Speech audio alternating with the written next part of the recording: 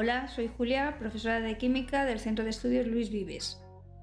Hoy vamos a ver la resolución del examen de la convocatoria extraordinaria de septiembre de 2023 de la asignatura de Química en el examen de PC, de la prueba de competencia específica. Para ver el ejercicio resuelto podéis acceder a nuestra página web, aquí la tenéis, luis-vives.es. Veis en la barra inicial donde me voy a recursos, allí bajo hasta exámenes resueltos, busco la modalidad de exámenes resueltos de selectividad PC UNED septiembre 2023 y marcamos, pinchamos donde pone el examen del 2023 de septiembre.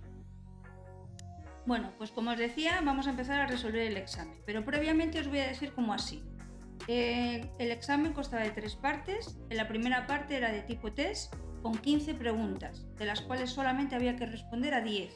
Si se respondían a más, las últimas no se corrigen. Las respuestas correctas de esta parte son 0,4 puntos y por respuestas erróneas se descontaba 0. Las preguntas que no se contestan ni suman ni restan. Esta parte tiene un valor máximo de 4 puntos. Bien, pues vamos a resolverlo. Dice, de entre las 3 opciones disponibles, indique el tipo de isomería que presenta el siguiente compuesto orgánico. Y nos dan 3, óptica, de función o geométrica, cis-trans. Podemos cometer el error de poner geométrica por aquello de que hay un doble enlace, pero si observamos bien, nos damos cuenta que este carbono de aquí, es un carbono asimétrico. Entonces, yo puedo tener de aquí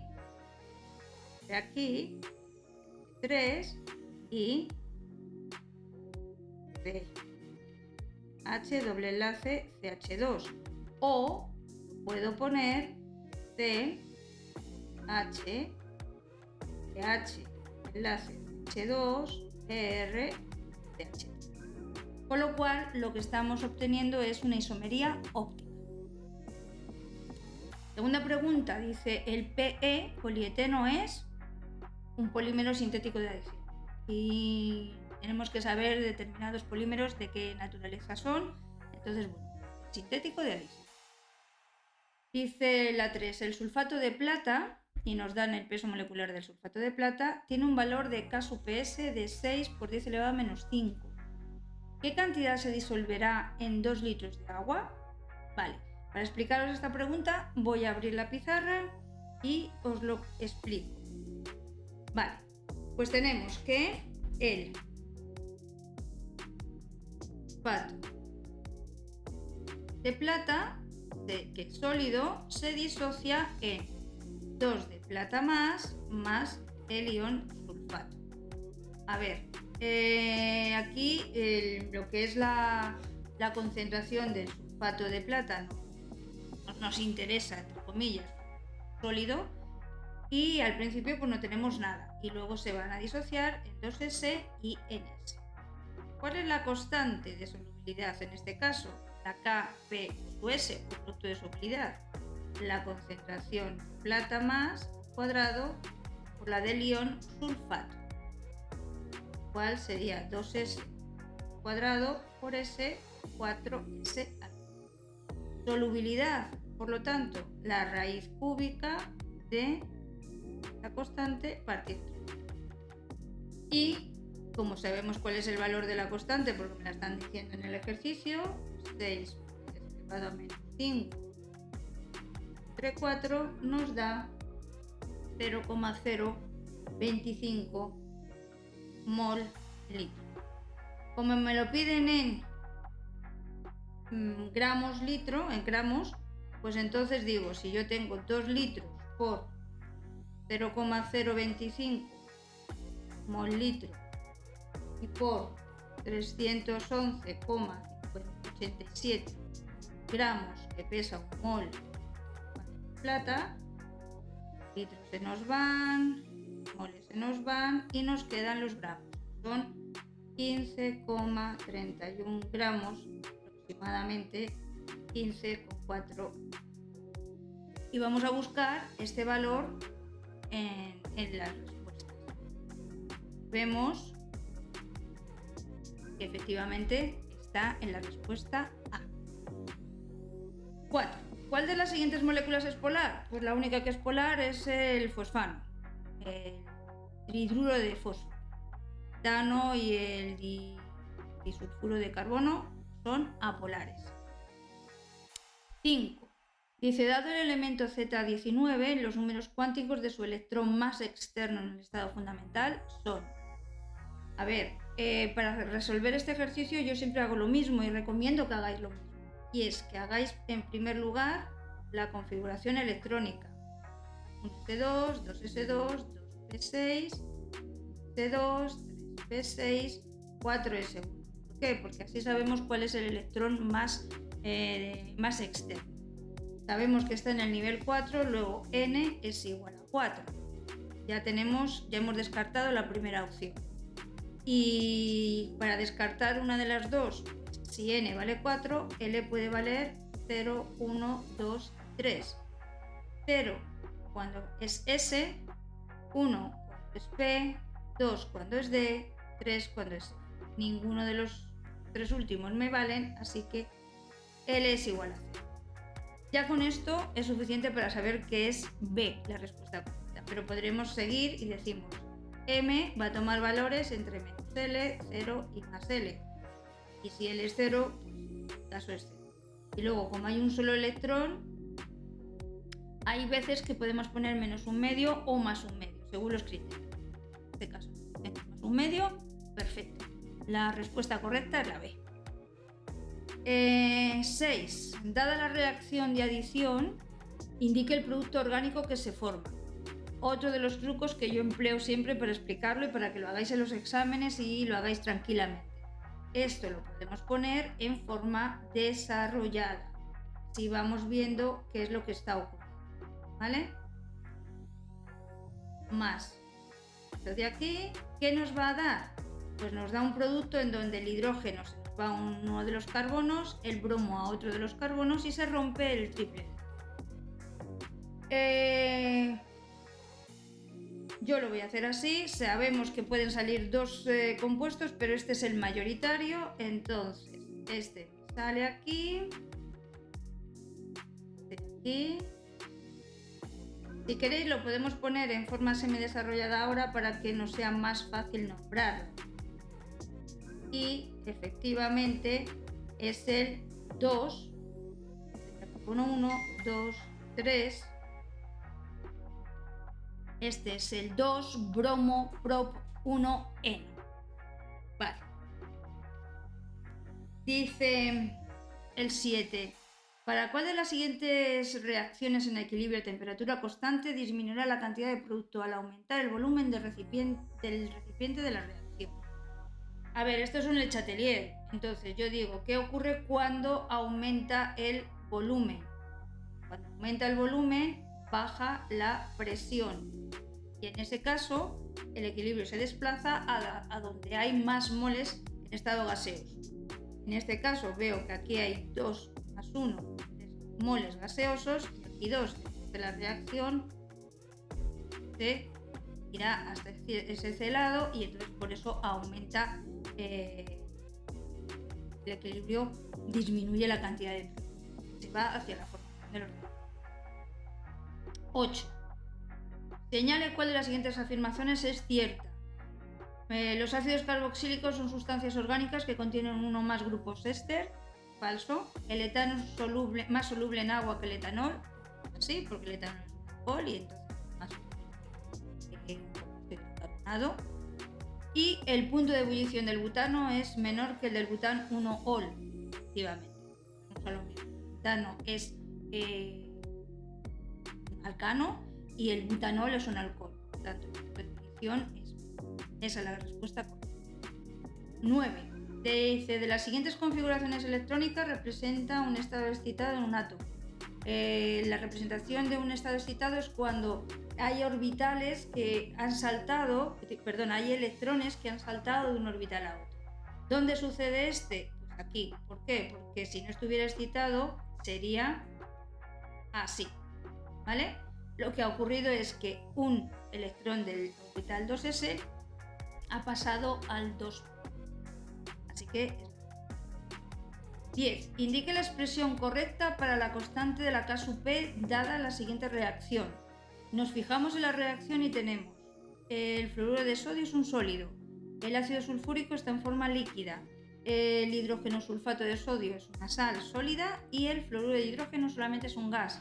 Como me piden la K_P, solamente ponemos las especies en estado gaseoso. Por lo tanto, la respuesta correcta es la A.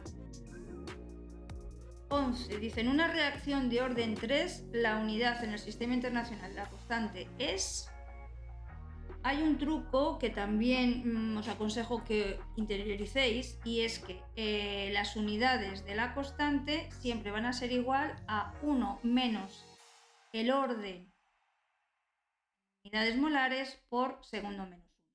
Entonces yo tengo las unidades de K serán 1 menos 2, 1 menos 3 menos 2 molar, segundo menos 1, es lo mismo, mol a la menos 2, litros al cuadrado, segundo, efectivamente es esto. 12. Indique la fórmula del compuesto orgánico 2,2-dicloro-5,5-dimetilhexano. Aquí vemos que hay un montón de compuestos, 3 en concreto, un montón, pero me está hablando del 2,2-dicloro. Entonces tiene que aparecer en el carbono más próximo al inicio. Si yo lo pongo aquí sería 1, 2, 3, 4, 5, es imposible. Con lo cual 1, 1, ya tengo 2, 2, porque este es el carbono 1, 2, 3, 4, 5 y 6. 2, 2, dicloro, 5, 5, dimetilhexano.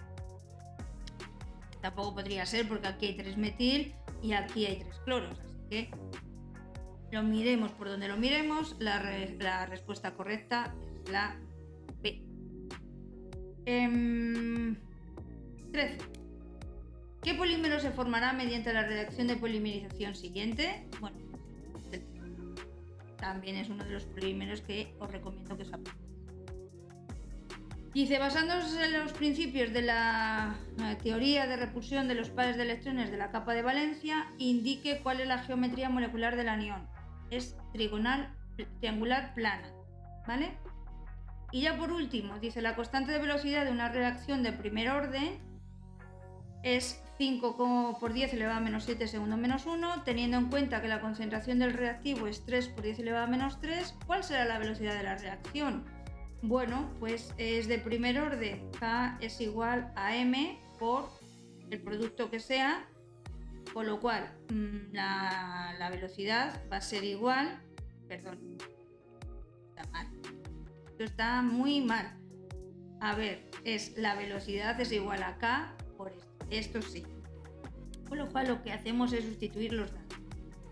Y ponemos que V es igual a 5 elevado a menos 7 menos 1 por 3 por 10 elevado a menos 3 litro. Hacemos operaciones y nos da 1,5 por 10 elevado a menos 9 mol litro menos 1 segundo. Bueno, nos pasamos ya a las dos partes que son de desarrollo. Aquí, tanto la segunda como la tercera tienen 2 ejercicios de los cuales solamente tenemos que hacer uno. Hacemos los 2, solo nos corrigen el primero. Entonces, cada una de las partes vale 3 puntos y bueno, pues hay que contestar todo. Es decir, tenemos que escribir todo lo que vamos haciendo. Si pongo los resultados, aunque el ejercicio esté bien, me van a contar solo un 20% del valor de la pregunta. Entonces, por favor, ir colocando siempre, explicando, hacer pequeñas explicaciones de lo que vais a hacer. Bien, en la segunda parte, la primera pregunta nos dice que el ácido nitroso es un ácido débil cuya ionización en medio acuoso produce oxonio y se pide lo siguiente, que escribamos la forma detallada del equilibrio de ionización en este ácido en medio acuoso y que determinemos la concentración que debe tener una disolución del ácido nitroso para que tenga un pH de 2,5. Y como único dato nos da la constante de equilibrio, que es 4,5 por 10 elevado a menos 4. Bueno, lo primero que hacemos es la reacción. Ácido nitroso más agua, pues nos da los oxonios más el ion nitrito.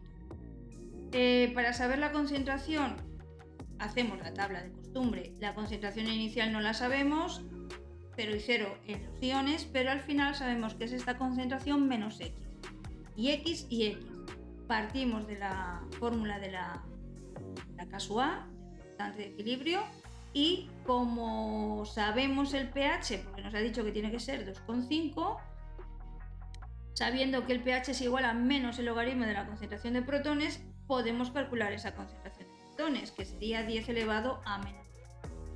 Sustituimos los datos en esta expresión de la constante y efectivamente nos da un valor de 2,54 por 10 elevado a menos 2.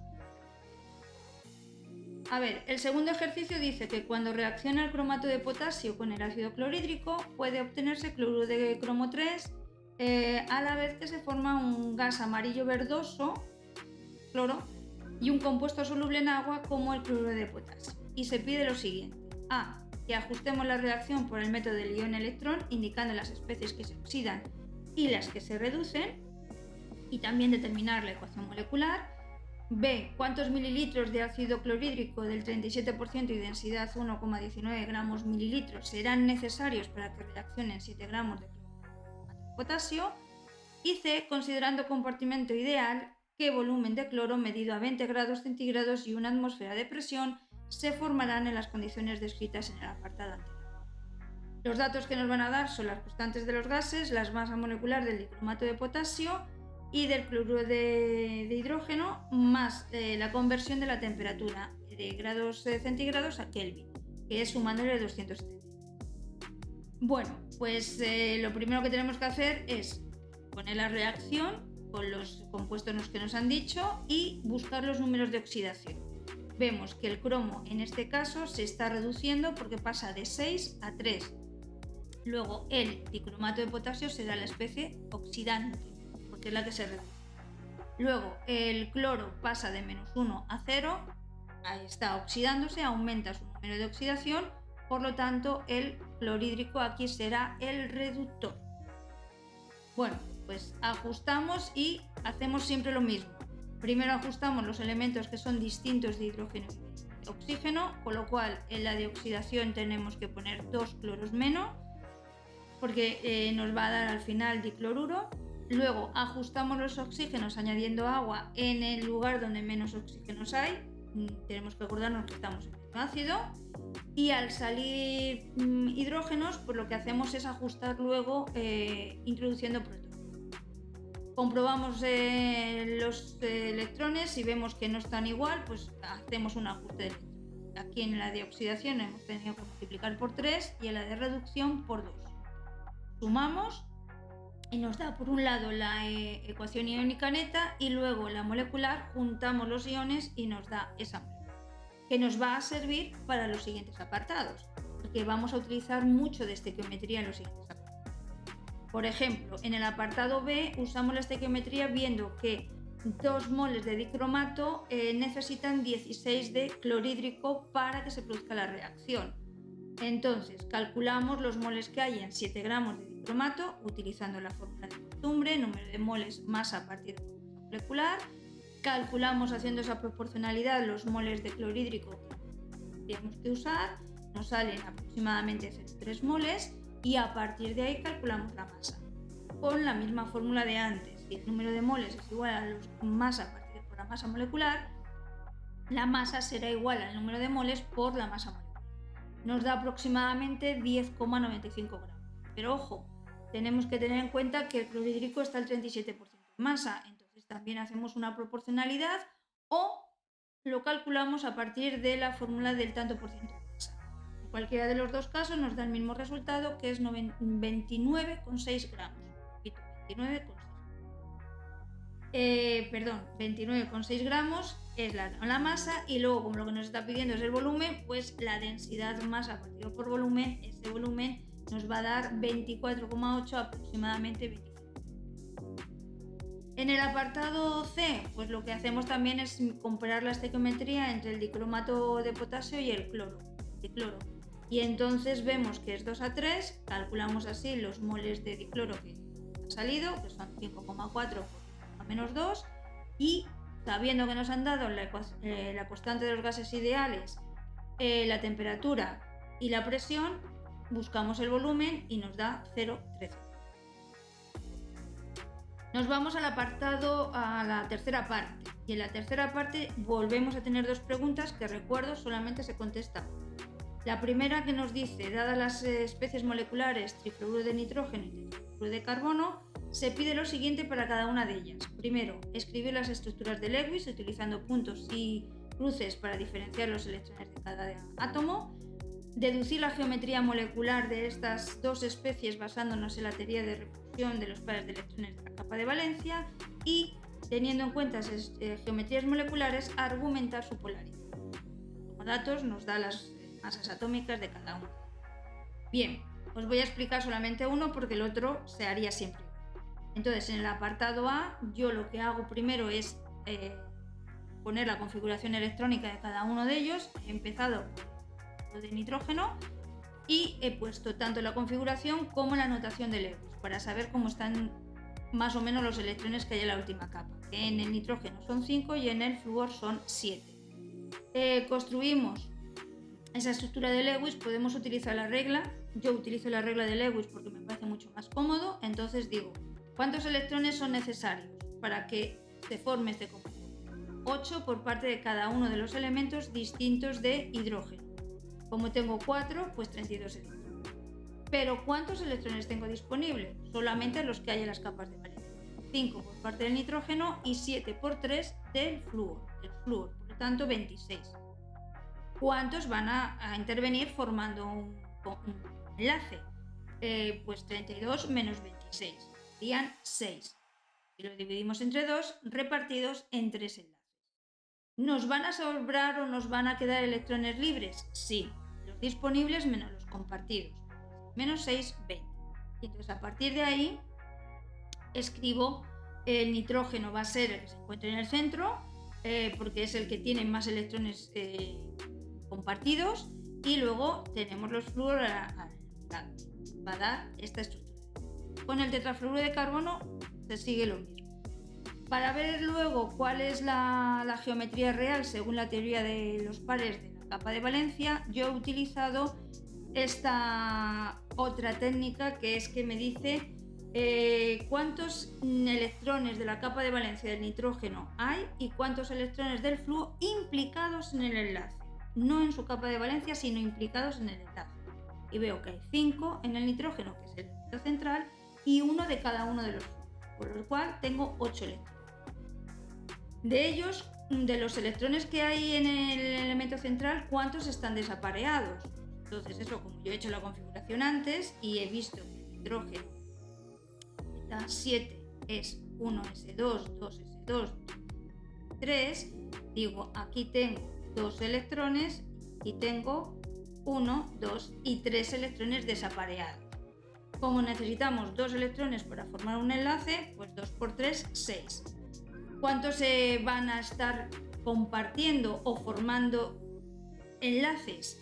8 menos de esos 6 son 3, que son 3 direcciones enlazantes, y me va a quedar una dirección no enlazante, que son 2 electrones libres. Por lo tanto, tenemos la estructura es tetraédrica, pero con 3 direcciones o pares enlazantes y una dirección o par no enlazante, con lo cual es una estructura piramidal.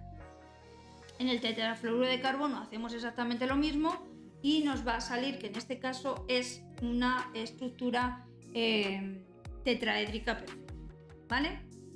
Bien, y ya por último, sabiendo que la geometría del trifluoruro de nitrógeno es piramidal, pues entonces sumamos los momentos dipolares. Siempre van a ir desde el nitrógeno, el elemento, en este caso el nitrógeno, menos electronegativo al más electronegativo, que es el flúor, y al sumar estos vectores me da uno total que es distinto de 0. Luego esa molécula es polar. En el tetrafluoruro de carbono, al revés. Nos van a ir los 4 momentos dipolares desde el carbono al flúor, porque el carbono es más electropositivo que el flúor. Sumar de 2 en 2, lo que va a ocurrir es que se anula y nos sale un momento dipolar igual a 0, por lo cual es apolar. Y ya terminamos con el último ejercicio que nos dice que a 360 grados centígrados se determina la composición de una mezcla gaseosa que se encuentra en equilibrio en el interior de un matra de 2 litros de capacidad, encontrándose 0,10 moles de hidrógeno, 0,12 moles de yodo y 0,08 moles de yoduro de hidrógeno.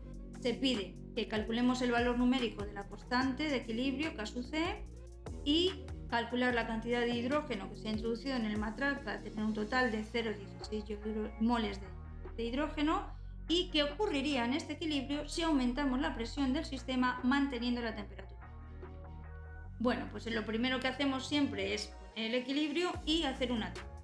Como ya nos están dando datos de que están en el equilibrio, bueno, pues lo que hemos hecho ha sido coger los moles y dividirlo por volumen para obtener las cosas. Sacamos el valor de la K(C), que es concentración de yoduro de hidrógeno al cuadrado partido por el producto de la concentración de yodo más la de hidrógeno. Perdón, repito, voy a decirlo lento. La constante de equilibrio sería la concentración de yoduro de hidrógeno al cuadrado partido por la concentración de hidrógenos por la concentración de yodo.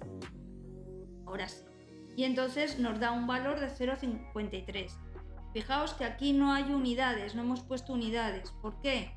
Porque veo que aquí tengo 2 moles y aquí tengo 1 más 1 es igual a 2 moles. Luego la variación de moles será 2 menos 2, 0.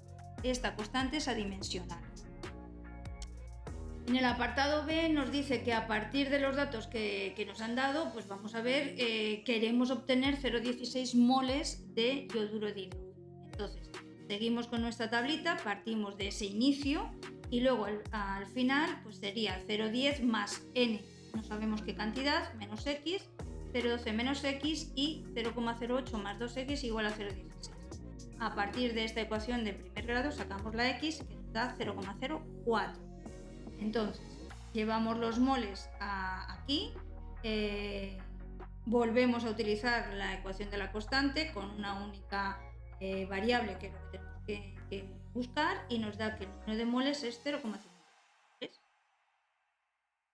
Y por último nos dice que qué pasa cuando aumentamos la presión manteniendo la temperatura constante. Pues qué es lo que está ocurriendo. Según Le Chatelier, cuando aumentamos la presión o disminuimos el volumen, se nos va a ir hacia un lado u otro dependiendo del número de moles. Pero en este caso, como hemos visto que el número de moles es igual a 0, pues lo que nos dice Le Chatelier, que el aumento de la presión hace que el equilibrio se mueva hacia donde hay menos moles gaseosos. En este caso no ocurre así.